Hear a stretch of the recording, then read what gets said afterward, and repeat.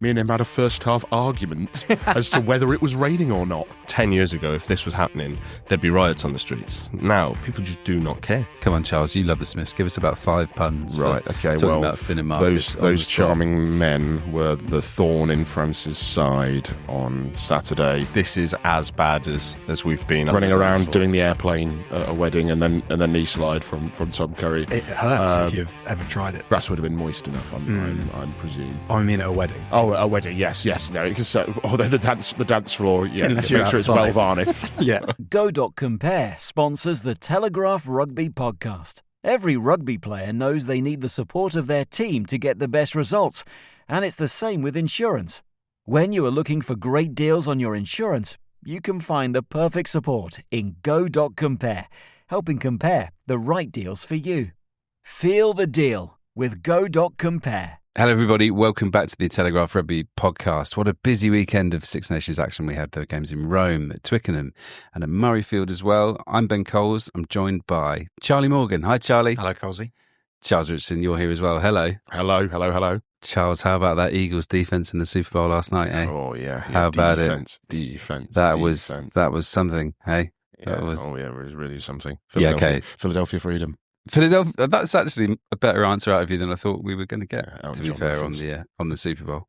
Charlie, we watched the first half, didn't we? Did. Not together, but we had a chat about it. Texts. I was sort of asking you for a layman's explanation of what was going on with Patrick Mahomes. Yes. And you gave a lovely little answer about the sort of fake blitz, which I was yes. like, wow, okay. Well, hey, listen, I thought you'd gone to sleep, and then I had a text about half an hour later just going, wow. I couldn't let I was go. like, oh, he's still with me. He's still with us. Fake blitz. We We asked Steve Borthwick to define his defence earlier on. That's true. That is true. Which is a lovely way of bringing this podcast back to what it's actually about, which is rugby. Sorry about that, listeners. You were both at Twickenham for a very important England win. Charlie, just briefly give me an idea of how much this matters to this England team to get that result. Well, having sort of faded away so markedly in Dublin, I think they just had to be more assertive. They'd been bold again with their selection, obviously, with the call that had dominated the build-up, with Marcus Smith being at fullback and Finn Smith having a first test start, also a first test start for Tom Willis. A lot of onus on England's bench and how strongly they could finish, given what had been a theme of these 7 losses in a row against Six Nations and Rugby Championship opposition. So to get over the line, albeit with a lot of luck, a fair bit of luck, and to win right at the end, a lot feel good about Twickenham after that game. And you know, it only means as much as how they consolidate it over the rest of the Six Nations, but certainly a start. And we've been recording now for less than 2 minutes, and you've still not mentioned your prediction. Well, no, I wanted to ask him about his process, like how he kind of do you have like a big like chalkboard where you're just mapping out all of these predictions and the science of it? Like, tell us how you timeline got to So we should point out that Charlie predicted the score, the exact scoreline 26-25 England v France, even to the right team as well. Process wise, it was I'd said on the podcast on the Monday, perhaps as a result of overthinking and just thinking maybe. Actually, no, it was down to me thinking that Ireland are a better side than France, effectively, and therefore that England could maybe turn them over at home. And then it was, well, France are probably going to score 25 points at least, and England are going to have to score more than 25 points to win and prove me right. And there you have it. That's how the score. Can I just say that if England hadn't scored at the end and France had, then I'd have got it bang on, but no one cares about that. Sorry, mate. Really? That's interesting. That is what cool story, bro. This isn't your day. Do you win anything for that? Do you get a special prize, like a special pen in the office? A couple of nice comments below the line saying congratulations, which mean a lot to me. So you can have the ugliest rugby ball of all time after the 6. Do they balance out the other comments that you sometimes get? Yeah. Keep you honest, I think. That's good. Right, let's have your highlights of the weekend. Apart from your correct prediction, Charles, coming to you first. What was your favourite little moment? The Tom Curry knee slide. Yeah, brilliant. Proper 8-year-old at a wedding. Well, I mean, you two have got kids. I don't. How old are we talking? 8-year-old? Is that? He's 4. I feel like 7, 8. that kind of threshold of. It is the Peter Kay God, running that's around awful. doing the airplane at a wedding, and then knee slide from Tom Curry. It hurts if you've ever tried it. It hurts. Yeah, I'm guessing the Certainly grass would have been moist enough. I'm presume. I mean, at a wedding. Oh, a wedding. Yes. No, because although the dance floor, yeah, Unless make you're sure it's well outside. varnished. Yeah. Like Yeah, you said, I was thinking about sort of the age range of what a knee slide at a wedding would be. My son Heath's 4. He hasn't got that in his locker yet, but it won't be long. All in good time. hopefully, yeah. All in good time. Hopefully, he doesn't see the Tom Curry highlights from Saturday. Otherwise, he'll be bringing it out. Yeah, at That'll home, be in his repertoire. on a harder surface. And not to sour the moment. If they lose, do we look at that very differently than the knee slide, or would it still be? Yeah, I think so. It's a bit like those viral videos that went of Ben Curry celebrating. That's what I thought. And Ben Earl celebrating. Yeah, For Saracens, Ben Curry the in knock that on. fixture 2 years ago. Yeah, when they yeah. were getting pumped. Yeah. Was that when they were getting pumped and there was a knock on? Wasn't It was a jackal turnover. Was it a I jackal think. turnover Yeah. on their own line? Mhm. And Ben Curry's gone berserk. So yeah, and people remember that for the wrong reasons. So yes, yeah, that's would have the done. question. Oh well, Charlie, your favourite moment? I had two. One reasonably sort of poignant one. Chris Hoy delivering the match ball at Murrayfield with Rob Wainwright. The other one sort of a little bit more lighthearted. The Twickenham groan cheer came back. So when Finn Smith lifted a chip for Tommy Freeman, Oh yeah, Yes, there was yeah. which is great. Which was very reminiscent of. Don't know whether you remember the box kick Ben Young hit in the 2022 yes, Premiership final. That's the best example of it that I've ever seen because it was an angry groan cheer. It was Yeah. like, what's going on? Oh, we've won the ball back. yeah. Oh, Freddie Burns going to drop a goal. Yeah, so that was good. That was quite amusing. Nice. I would go with it didn't stop raining in Rome where I was for Italy Wales, but I just wanted to shout out the excellent mascot who ran out with Michele Lamoureux, the Italy captain at the start, and just left him for dead and sort of ran like halfway into the pitch, and then during the anthems as the camera was panning up and down, was just dancing around, like wasn't doing your classic like kid mascot standing there very seriously, like trying to keep his parents happy. He was just going for it. It was brilliant. Really enjoyed it. What age are we talking? Oh, I guess maybe like similar knee slide age, Knee slide like age, 7, 8, 9. that's what I was thinking. Just clearly had no interest in doing the usual mascot thing. I loved it. It was great. Could he take some inspiration from Tom Curry and bring out the knee slide against France? Maybe if he's on double duty. If he'd done it, it wouldn't have surprised me. He did this like excellent kind of like 12 thing at the end as the camera went past, and was just he was fantastic. Italy's own Billy Elliot. It sounds like. They've been searching for him for a long time, and now, hey, The sequel we thought we didn't need. now they found him. We'll dig a bit more into what happened in Rome with Wales, but yeah, just to touch on it quickly before we go back to Twickenham, it's rough times, isn't it, at the moment, Charlie, for Wales, and this might have been the worst performance of this kind of losing run that's gone back 14 games now. Well, we watched it in the Twickenham press room, didn't we, before going up to our seats, Charles? And it felt like a pasting. It really did feel like a pasting, given the conditions, just given that Wales didn't really fire too many coherent shots, given that the problems were the same as they had been in the France game and hadn't really been addressed seemingly, and had been predictable before the tournament. You know, not playing playing a guy who's played a lot at 12 at 10, and expecting there to be a fluent sort of attacking plan didn't seem likely to work and hasn't done.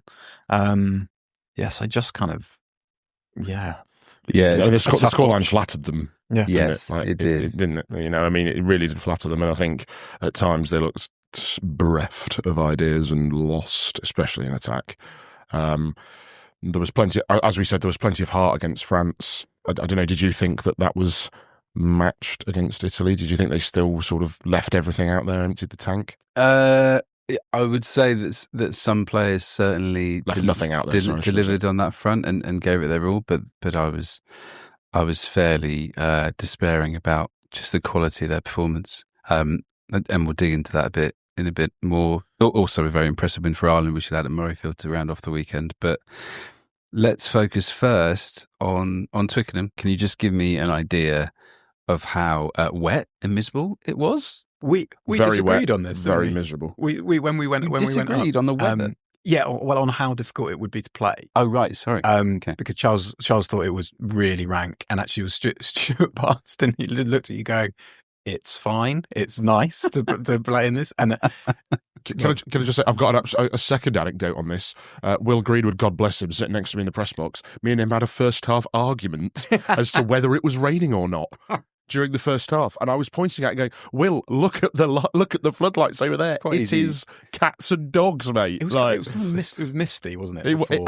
It was a little bit misty. It was not great. The conditions were not good. But one point, I felt like I was losing my mind, I was just being gaslit by everybody. He was like, "Yeah, it's sunny outside. It's beautiful weather." And I'm there like, "Okay, I've just cycled here, and I'm sodden." You thought that would be an easy question, didn't you? I didn't expect a dispute. No.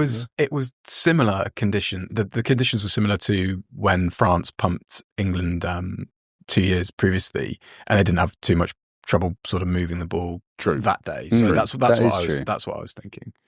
I wasn't there for that, but they had issues on Saturday moving the ball. Moving the ball short and long distances. You would say. I mean, they were. Well, this sets nigh on disgraceful. This sets the table for kind of what I want to ask, because it's a massive result for England. They needed to close out a game.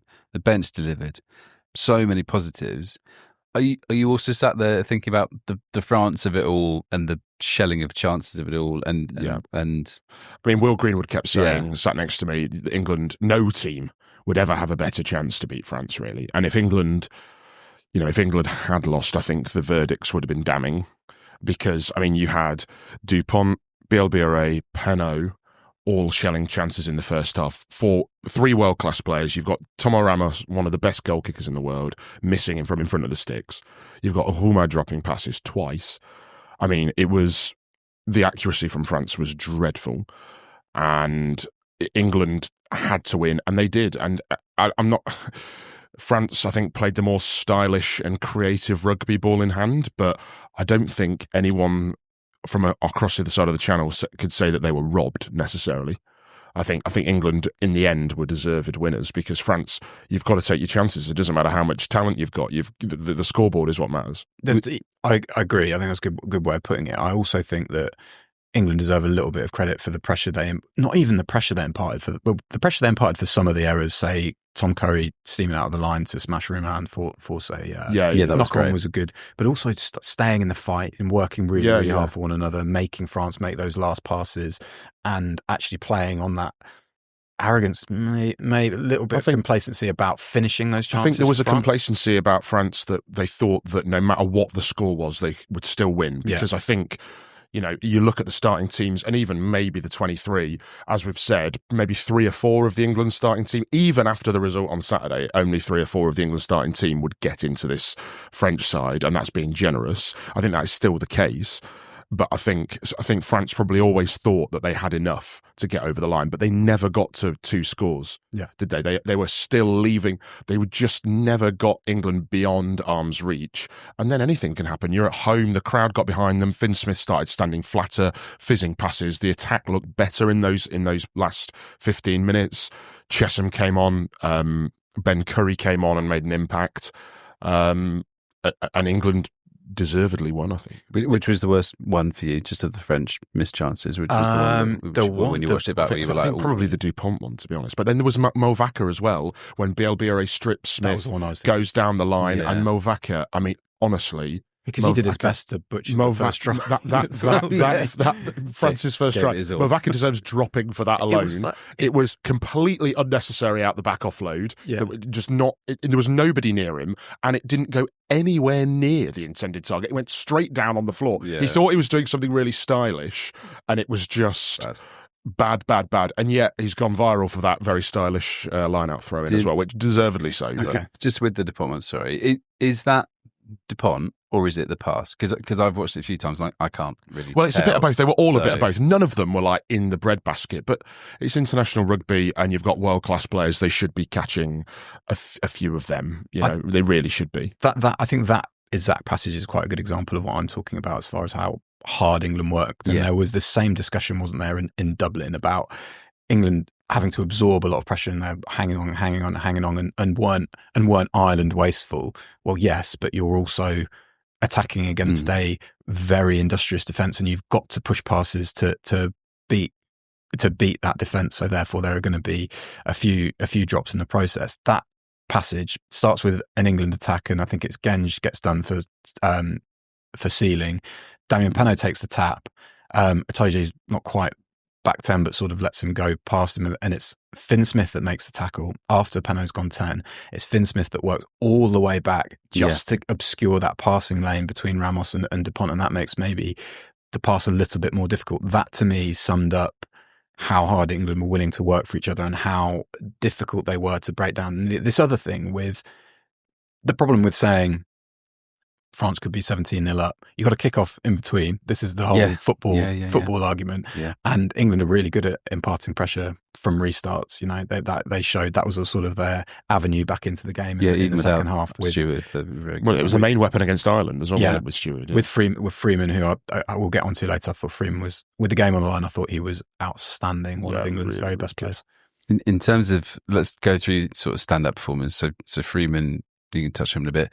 Would Tom Curry be top of your list? I feel like he's, if you think about the kind of the extent of that hip injury and his rehab, like post World Cup, to see him doing what he's doing, and I'm not just talking about the knee slide, but just to see like the way he's kind of like performing, it's really impressive, isn't it, Charles? Yeah, absolutely. The whole back row are excellent.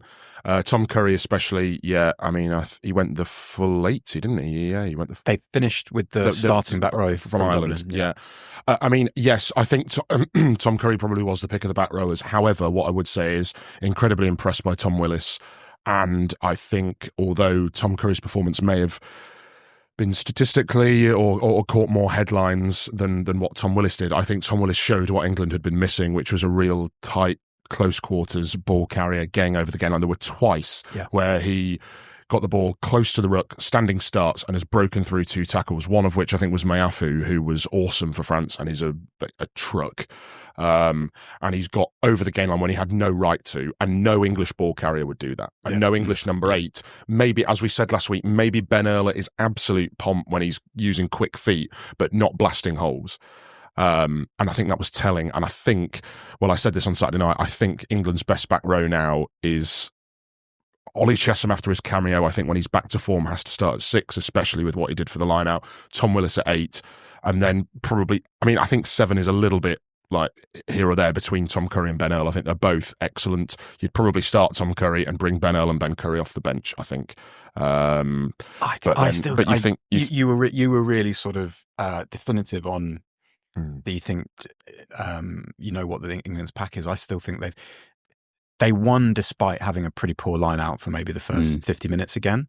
And I wonder whether, but what I was really surprised at was how better the line out was with again, with finishing with that Dublin back row. So by bringing in Jamie George and Ollie Chesham playing at lock rather than 6, you had a much kind of more solid line out. And I know France made changes and Urdu was on right. Oradu was on you. I think until Saturday, I would have backed you up and said Chesham is probably the man to maybe replace George Martin at second row. However, I thought George Martin probably had his best game of the season. I agree. Against France. I thought he was really, really good, and he put in a lot of shots, and he wore one as well early on with the ball from Jean-Baptiste Gros and Francois Cross. Yeah, really early on. That was really good differentiating between the two of them, because I always it's Gros and Cross, which is not easy to remember. And also, just stand-up performers, I think they did thankless tasks, and it was a little bit unseen. But I think the front row deserve a hat tip for scrum time. Obviously, the line out was shaky, but I think scrum time. You had Genge and Marrow scrummaging against Sweeney Atonio and Mayafu, and not only was there parity, I think they actually got the better of them on a couple of occasions. So I think they deserve plaudits for that. Will Stewart, ace. Will Stewart, really sort of what kind of patch of form since like last November he's been improving. Been great and amid sort of a fair discussion, I think, of where are England's tight heads. He's been excellent. They've rewarded Joe Hayes' domestic form, as we've kind of highlighted before. So how good now for England to have those two guys forging ahead and getting in a bit of a rhythm with Asher Poku-Vajor, Afolabi Sogbon, and Billy Sellers being, I think he went 75 minutes for the 20s on Friday night. So a little bit of a kind of, they're repairing that pathway. Mitchell was good again at 9. Finn Smith made the 10 shirt his own. I think we'll say come on to that. Well, let's do it now. Let's talk about the Smiths. Come on, Charles, you love the Smiths. Give us about 5 puns. Right. Okay. Well, Well, about Finn and Marcus those charming men were the thorn in France's side on Saturday. Have England started something they couldn't finish by moving Marcus Smith to 15? I don't know. Let's move on from that. This is great. Yeah, okay. It wasn't like you thought about them all last week when you were writing news pieces. Quite. Yeah, exactly. Just stop me if you think you've heard this one before. You read these, but let's. Yeah, I mean, so Marcus at fullback. I agree with what you've written, Charlie. There's a piece on the website in that England must persevere with it. However, I think they also must persevere with Finn at 10. When George Furbank is fit, that is going to be incredibly interesting. This is what Charlie and I were discussing before we started recording this earlier. What will they... I mean, so with Furbank, just to update everybody, so he broke his arm in... I can't remember when was it December? Bulls game, yeah.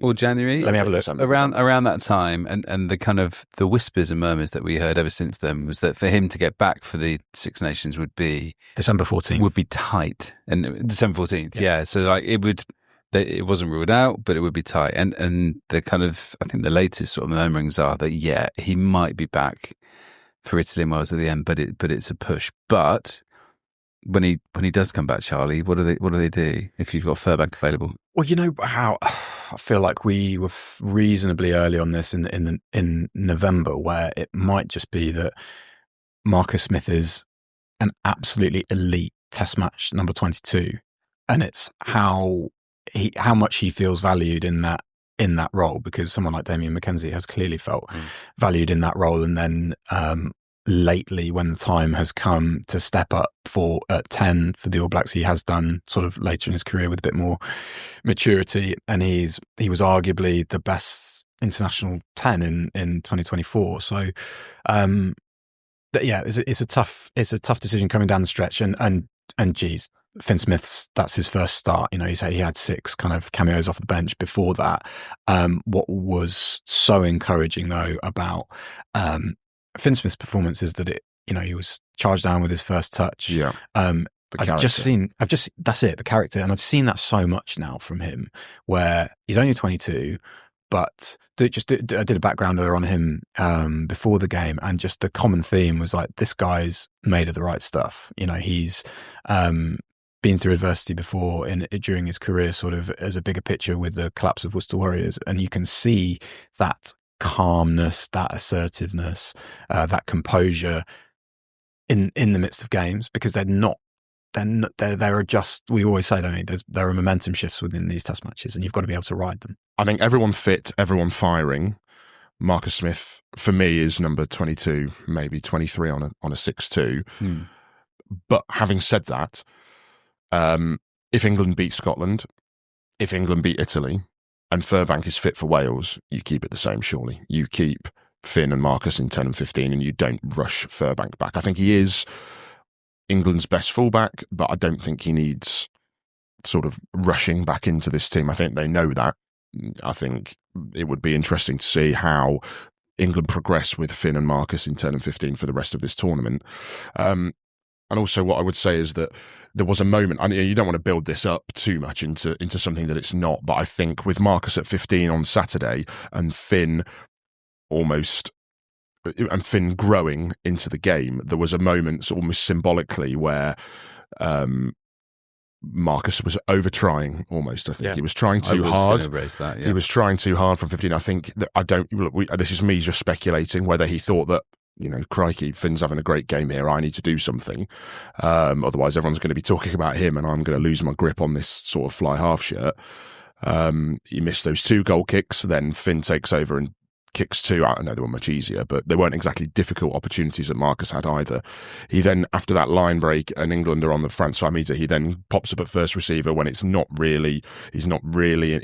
man's land really. The pass hits him, and I think afterwards Mitchell actually has a bit of a word with him, sort of says like, what were you doing there? Basically, sort of. I mean, apologies if that's not what was said, but that certainly was how the conversation appeared from watching from the press gantry. There was a great one of those in the Wales game, which I'll touch on later. Remind me when we get to it. We will. But I think that there is, there was a little bit, it felt whether it was true or not, but it's certainly perception, it felt as if there was maybe a little bit of changing of the guard with the Smiths, and then Marcus overcompensating, over-trying, just forcing things a little bit to try and remind everyone that he is still the man. And actually, it ended up working against him, really. The kick-in was a big one, so changing over those responsibilities. But Marrow said afterwards he had no idea what the conversation was, or the thought process, or the decision-making process. Which impressed me. Yes. Because if they're working that out on their own, when you would imagine there would be a very strong desire from Marcus to keep going, because that's the sort of player, that's what I've written today, or yesterday, sorry,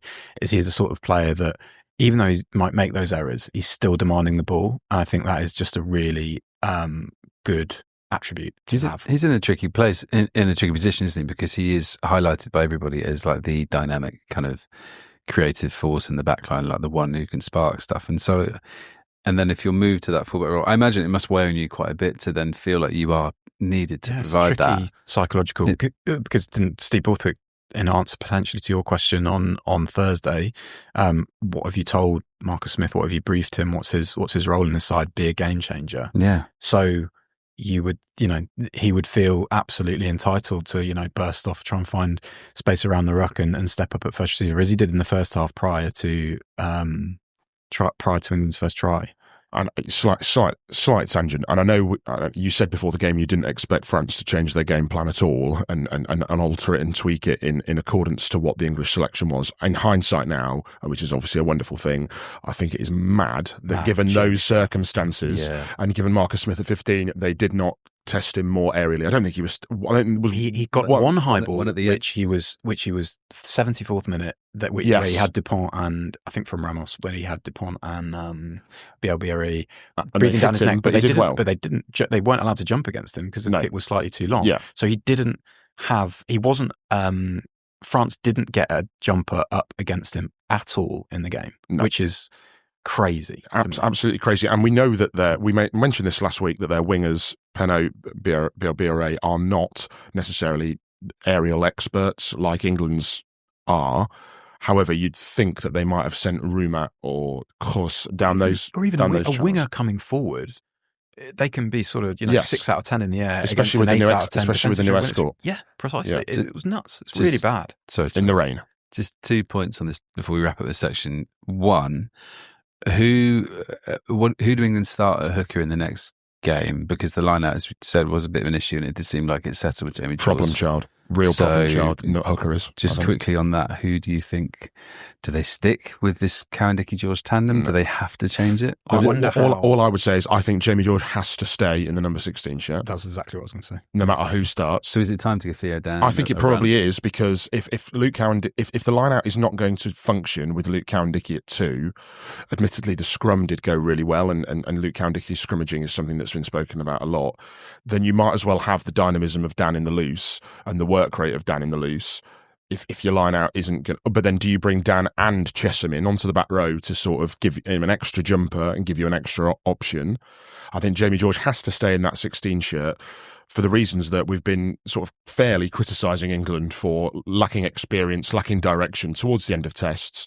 They've got Jamie George coming on now in the whatever minute it was, 55th or whatever, 60th minute, and bringing experience, bringing impact off the bench. And now if they promote him, they're going to be back to square one again with bringing either Luke Cowan-Dickie or Theo Dan off the bench with a greener set of replacements. So I think that balance of bringing Jamie George off his career, I don't think he's playing well enough whereby it's sort of a massive crime that he's not starting at hooker for England, but he certainly looked good off the bench, and I think I'll go Theo Dan at number 2. Charlie, just a very quick name. No, that's I'd stick with it. I'd stick with Cowan-Dickie and George on the bench. I think that's really important. I just wonder whether Chesham coming in fixes the line out sufficiently. Yeah, I guess there's only one way to find so out. You'd go Scotland. Luke Cowan-Dickie at 2, yeah, and then Chesham over Martin. Maybe, or him at 6. This is it, because the back row is another thing that you've got, and how well that's going. Yeah, a really mobile sort of trio. So this is why we have next week's podcast to do a whole selection. I've got a fallow. Let's do it now. Go.Compare sponsors the Telegraph Rugby Podcast. Go.Compare is a proud sponsor of the WRU, offering support across all levels of rugby. We are big believers in the importance of grassroots rugby, and that's why we partnered with Telegraph Media Group to launch the Making a Difference campaign. From volunteers to groundsmen, referees to coaches, we wanted to celebrate the people who are really making a difference and reward them with £5,000 for their club to improve the grassroots game. Go to telegraph.co.uk/making a difference to find out more about the grassroots heroes who won our prize pot this year. Go.compare. Feel the deal. Just like rugby, running a business takes grit, hard work, and a great team behind you. That's where Funding Circle comes in. As sponsors of Premiership Rugby, they're backing businesses like yours with access to fast, hassle-free finance to help you thrive. From coffee shops to kit manufacturers, they backed over 100,000 businesses with more than £13 billion since 2010. To find out how Funding Circle can help get your business goals over the line, visit fundingcircle.com/rugby. No, Scotland could not end their hoodoo against Ireland, could they? It stretches now to 11 games. It's going to be 8 years.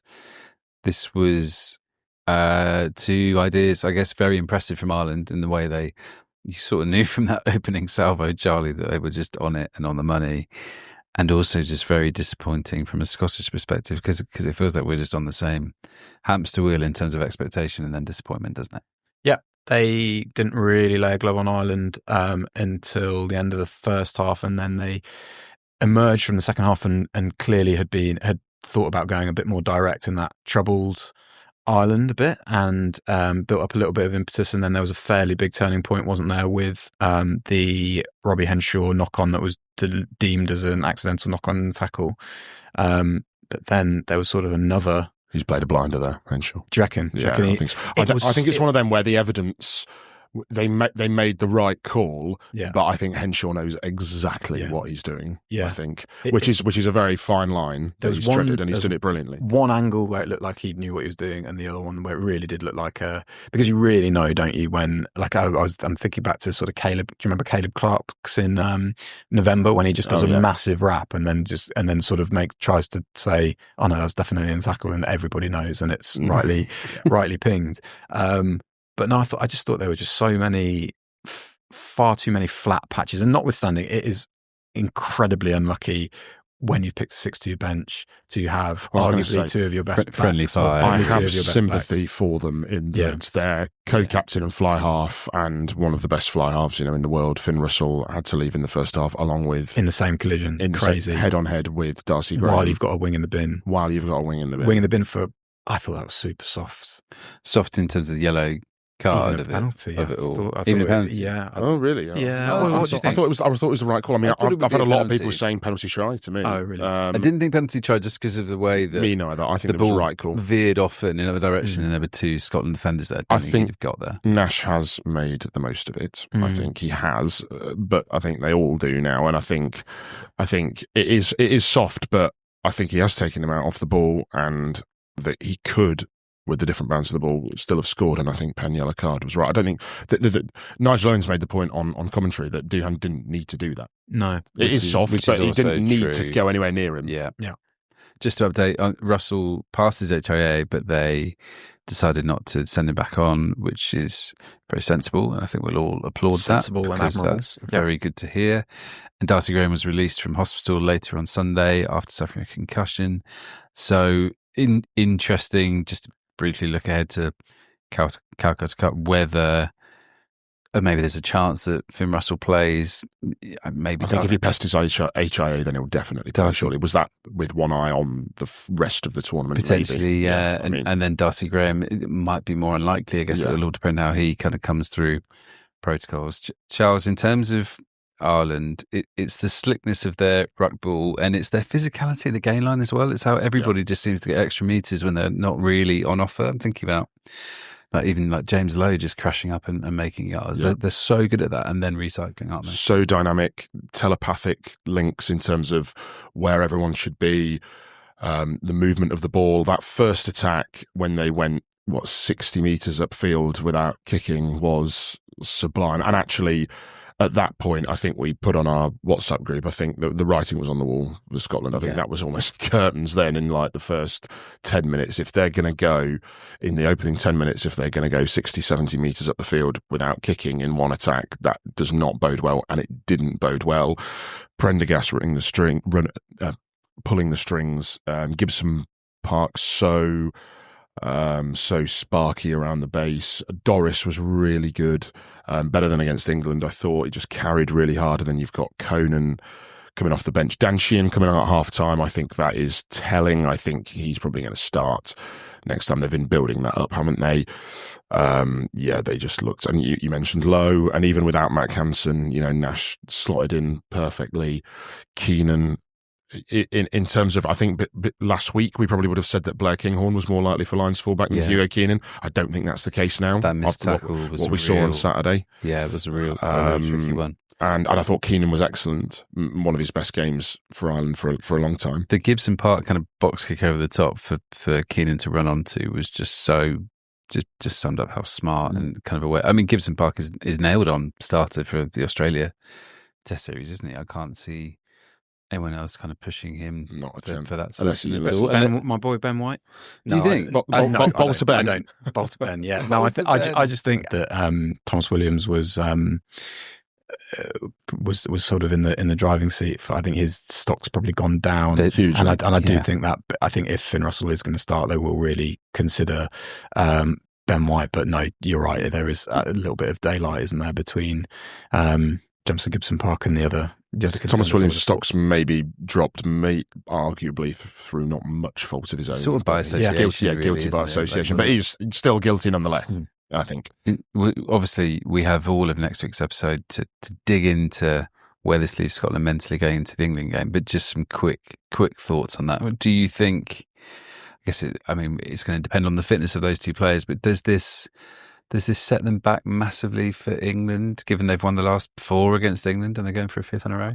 I don't think so, because we've mentioned the unique circumstances, we've mentioned the extenuating circumstances, and with the greatest respect, they weren't expected to win that game against Ireland. If it had been a massive shock and they'd been against the odds, lost at home, then that will have damaged them. I think there will be wounds there that need healing, but I don't think they will require much G'ing up to get up for England at Twickenham in the Calcutta Cup. And they've got the wool on England at the minute. They really have 5 in a row. 5 in a row, which is mad when you think about it. I do think, speaking now, I think on the back of what we saw this weekend, I do think England will win at Twickenham, but I don't think that's because that Scotland are mentally fragile.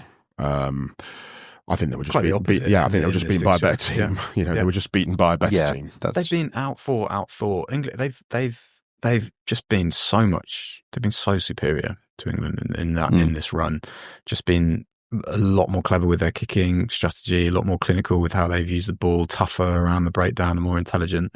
And England have got to face up to that. What they've the most obvious thing to say in the world, and we forecast it, but they really miss Sione Tuipulotu because because of that directness he brings, and how they can use his directness, whether it's by earning quick rucks or just by being a focal point and playing those pullbacks to play to width. And it feels like they're at their worst in this Six Nations so far. They've played to width without having that kind of direct threat. And as I say, they sort of rectified that a little bit after half time against Ireland, but then just were too flat in too many other areas. We didn't really see whether Russell Jordan 10-12 worked, did we? It didn't really get a fair outing. It didn't get as much of a look as it did sort of when it worked well in the latter stages of the Italy game the previous week. But listen, Scotland still have plenty of weapons and plenty going for them ahead of that England game.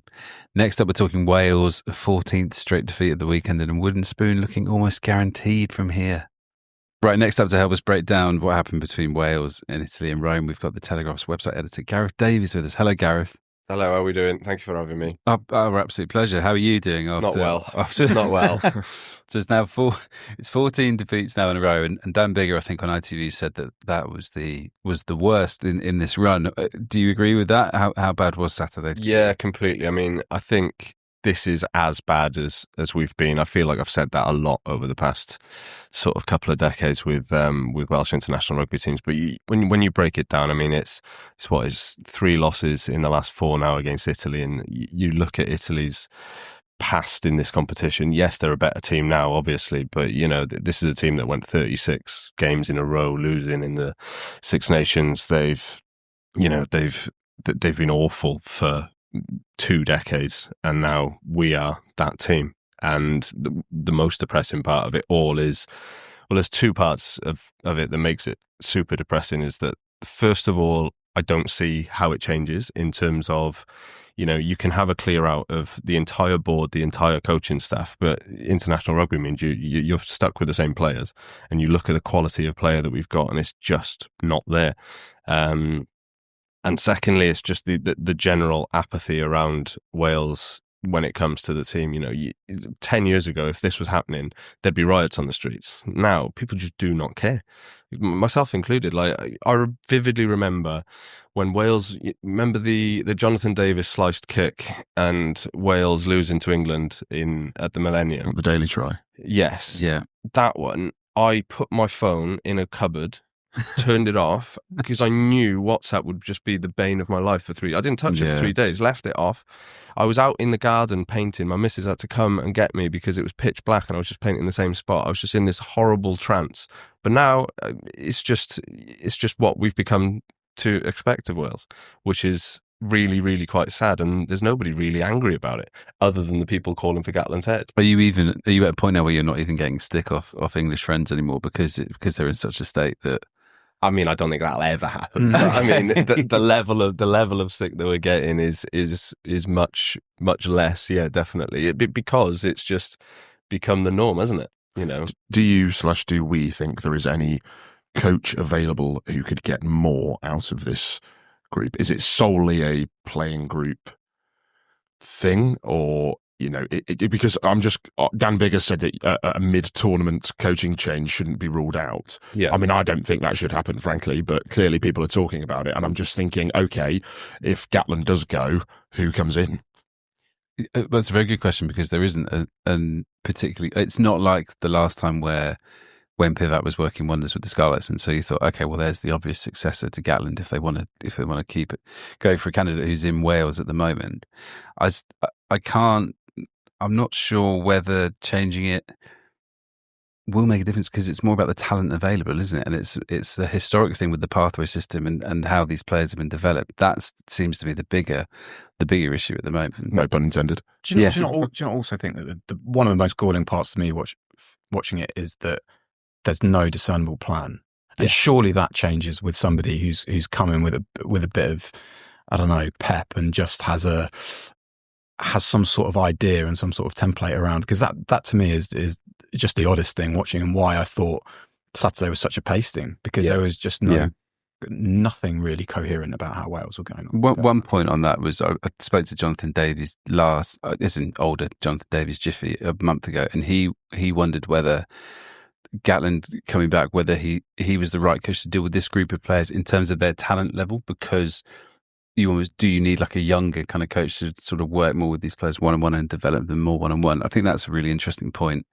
Gareth, to come back to you, you've written that maybe it's time to think about relegating Wales from the Six Nations. Just talk me through that and why you think this might be the right time. Yeah, I just think, and this isn't me saying relegate Wales. This is me saying that for the best part of a decade, I've been saying, what's the point of Italy in the Six Nations? And they were whipping boys for a decade. Let's face it. Yeah. It was a non-fixture. It was a fixture that teams used to put sort of second team sides out for. And is that really what the Six Nations is for? It's meant to be the elite competition in European rugby.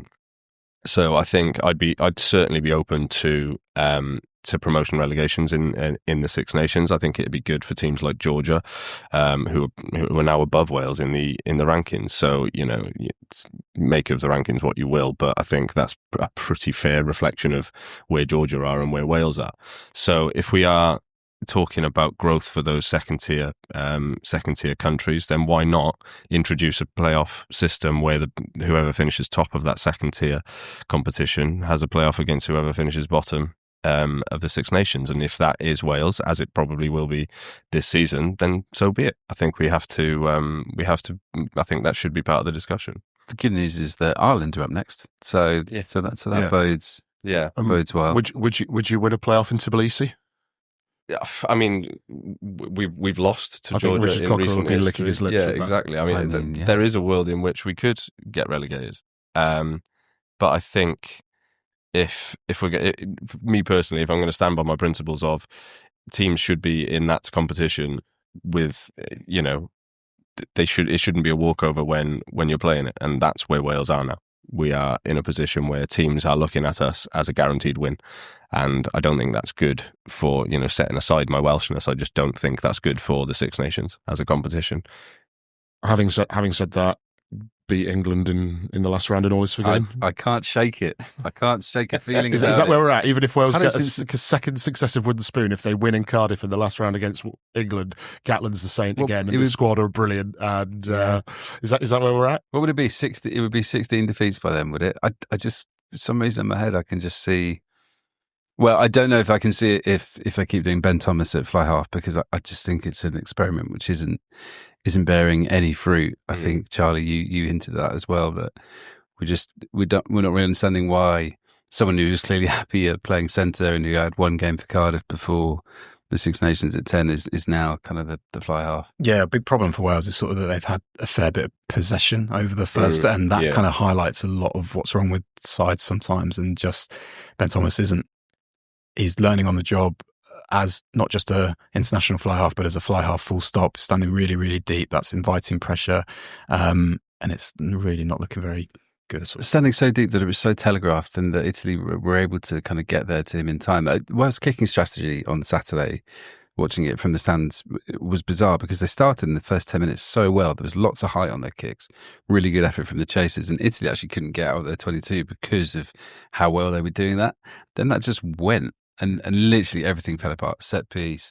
That there was nothing to their attack. There were half chances for Josh Adams with those kicks across, but it was so wet that it was impossible for him to really kind of win those under pressure. I didn't really understand what they were going for. And actually those two late tries off the back of the maul and the pressure that they delivered there.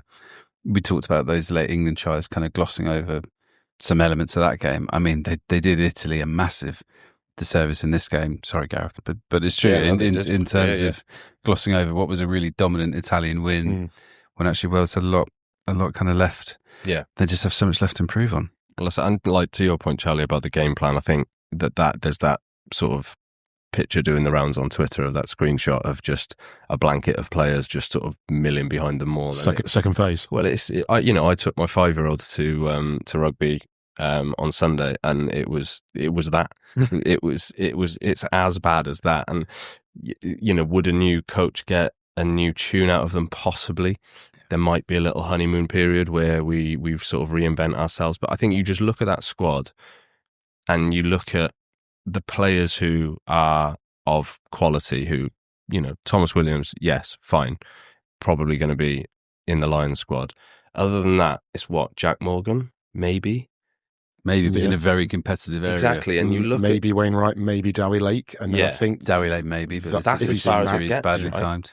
And I think, but then you look at the players that Wales have had over the past 10, 12 years in those positions. Jack Morgan gets nowhere near Tipperick, Warburton, even Martin Williams, if we're going to stretch it back that far. Yes, Thomas Williams is one of our best nines of recent years, and that's great. But other than those players that we've just mentioned, there is nothing that is that sort of high quality. So yes, you might get a little bit of a bounce back, but then long term, I can't see us doing anything other than getting back to where we are. And I think Kelly Jones's famous words, as long as we beat the English, we don't care, has never ever been more real. We are back to the 90s of that mentality of what can we pinch that'll give us some semblance of national pride, and it will be trying to beat England in that last weekend of the Six Nations. I feel like Office IT guy meme coming on. Yeah. If we When we lost to the team, he said he's definitely dead. It was the Nick Tompkins hospital pass to Ben Thomas. That was the one I was thinking of earlier, where Ben Thomas is then on camera looking at Tompkins going, "What is this?" As he's getting shovelled to the ground. Complaining as he's being tackled. Like, come on, what are we doing? Just to finish this section, a very kind of just a quick prediction. Do you think Warren Gatland will still be Wales head coach after the Six Nations? Charles, if I come to you first. As in for the summer tour? Yes, yeah. Yes. You do. Mm. Gareth, what about you? I think it's all down to money, isn't it? It's if they can afford to sack him, they will. If they can't, then they won't, and they'll wait till it expires and then he'll go. So, whatever that is. I wouldn't personally get rid of him, but I can see him going. Charlie, what do you reckon? Gareth's bang on with the first bit, but I don't think he should be.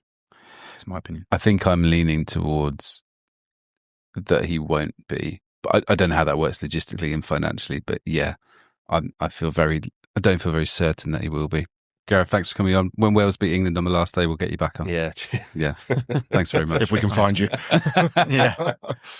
Right, let's wrap things up as ever with some of your questions. Before we get into them, just a quick one on Lions selection, because we have this very handy Lions selector tool on the Telegraph website where you can pick your squad and you can compare it with our experts like Brian Moore and Sri McGeekin and Gavin Mayers. And we had a question from David saying which England players are nailed on for the Lions, but I'm going to twist it slightly and say which England players are nailed on Lions starters, and you can only pick one each. And because you're both grimacing brilliantly, I will suggest that Maro Itoje will be a nailed on. Oh, you've got in so quickly with the obvious one. Will be a nailed on Lions starter. Yep, that's right. Shock news, the England captain will definitely start for the Lions.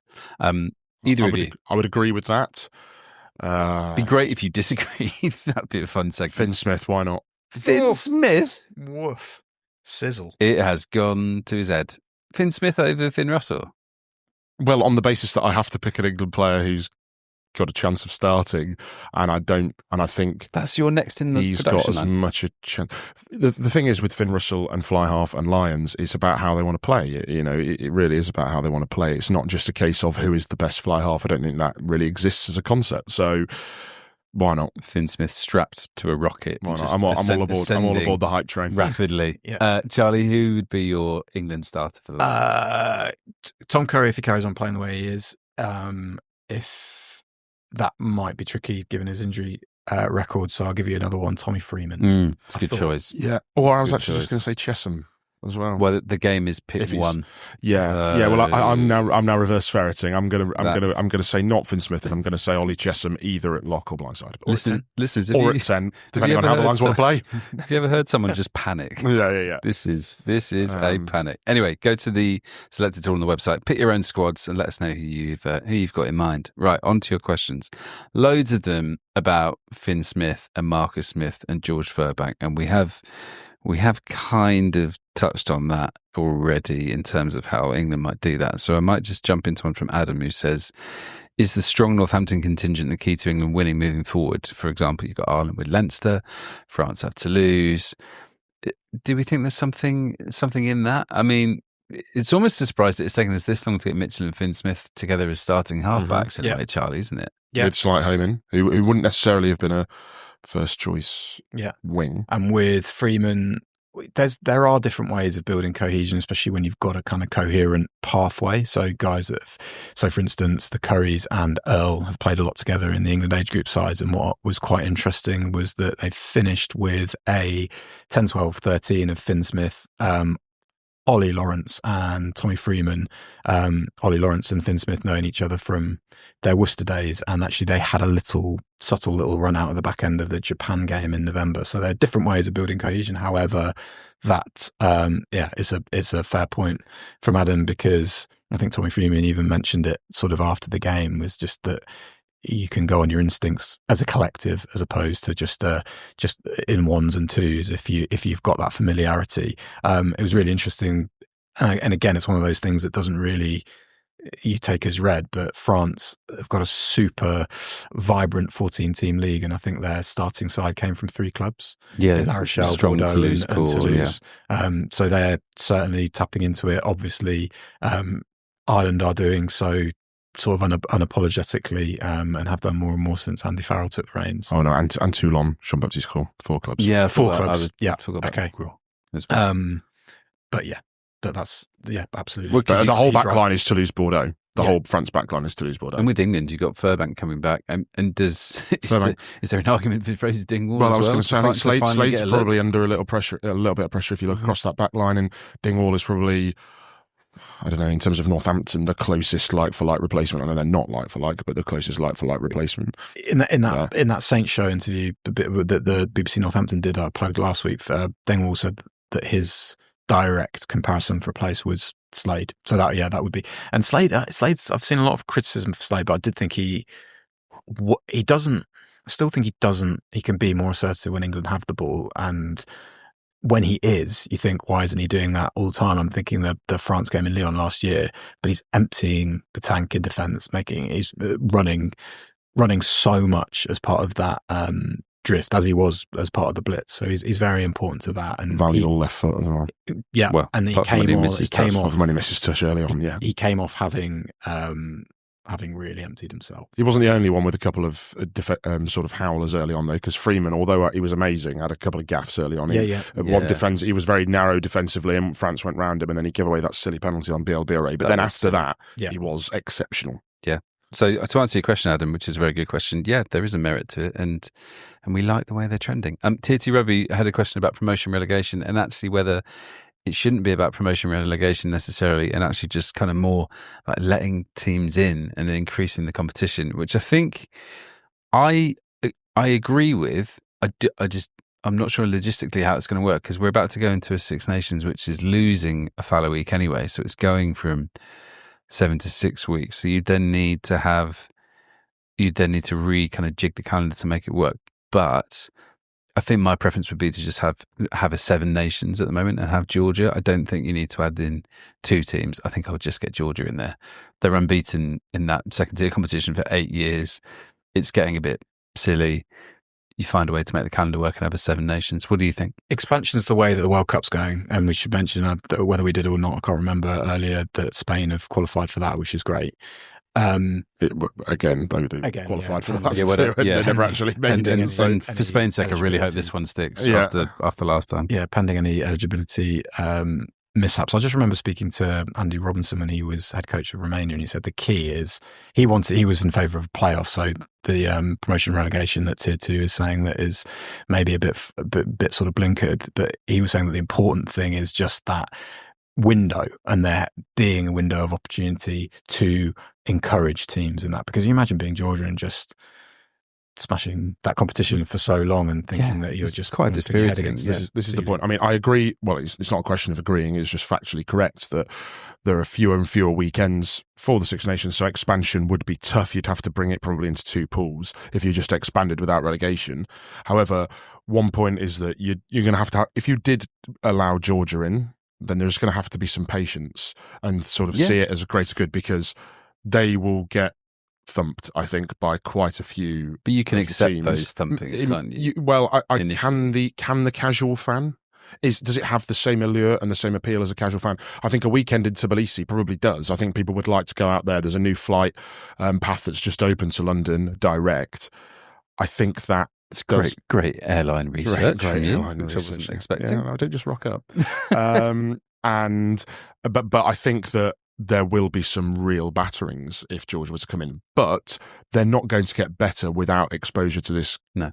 To higher quality opposition. No, and I mean, selfishly, I just want them in there because I want to watch Niniashvili in the Six Nations every year. But that's me. And just finally, a question from Tight Headlock, who wants to know about that funky underhand line out, Charlie, from Mavaka. You were watching the clip earlier, I think. And I actually haven't yet. You haven't yet? Okay. So you watched that while I filibuster with Charles. I've seen it. So Tight Headlock wants to know, was it legal, and is there any way of defending it, and is there any limit? I mean, so this is quite a nuanced thing. So Tight Headlock has also said, i.e. going straight to the 9. It didn't go straight to the 9. No. It went to the front of the line out. So what France did is legal.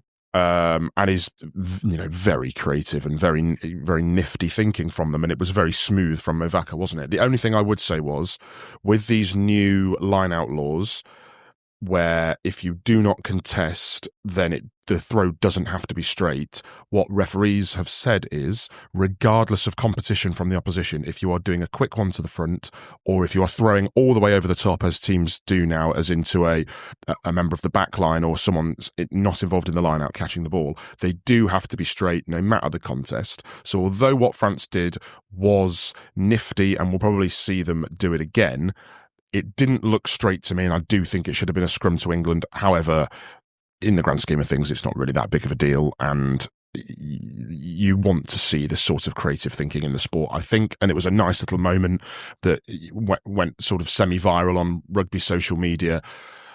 But I think by the letter of the law, yes, it should have been a scrum to England for a not straight line out throw. Charlie, have you watched it yet? I think it's straight enough. Is it Algie at the front or Kuro who takes it? So he takes it on the inside shoulder, sort of down tunnel. So it's all right. In a world where referees are like desperate not to have too many scrums, I think there's also that. But just to the tight headlocks point, is there any way of defending what France did there with that throw going there? Probably not. Really, it would have to be pull off a dead down the middle to defend that. Yeah, I think that's my point. Is that I don't think the fact that England would not have been able to lay a finger on that, to me, means it's not straight. Just keep an eye on the World Rugby Law updates in July to see if there's any tweaks or any clarifications, any kind of modifications to the laws. After we listen to the Telegraph Rugby podcast, we've decided to clarify. And they really do. Right, that's all for today. Thank you, Charlie. Thank you, Charles. Quick shout out to the following teams who have qualified for the next Men's Rugby World Cup: Portugal, Romania, Georgia, and Spain. All qualified over the weekend, so that's great news. Tell me what you're going to do with your fallow weeks. What is the plan? What is the plan with no Six Nations action ahead? What are you going to do? Sleep. Yeah, perchance to dream. You're semi-finalist. Get ready for a huge Calcutta Cup week. Yes, my guys. Well, that's the right answer. Enjoy your fallow week, listeners. We certainly will, based on that brief discussion. But there's going to be loads on the website recapping the weekend, looking ahead to the Calcutta Cup and those other games. So please check all that out. And we'll be back with you next Monday as ever. But until then, have a great week. Goodbye. Go.compare sponsors the Telegraph Rugby Podcast. Every rugby player knows they need the support of their team to get the best results. And it's the same with insurance. When you are looking for great deals on your insurance, you can find the perfect support in Go.compare, helping compare the right deals for you. Feel the deal with Go.compare.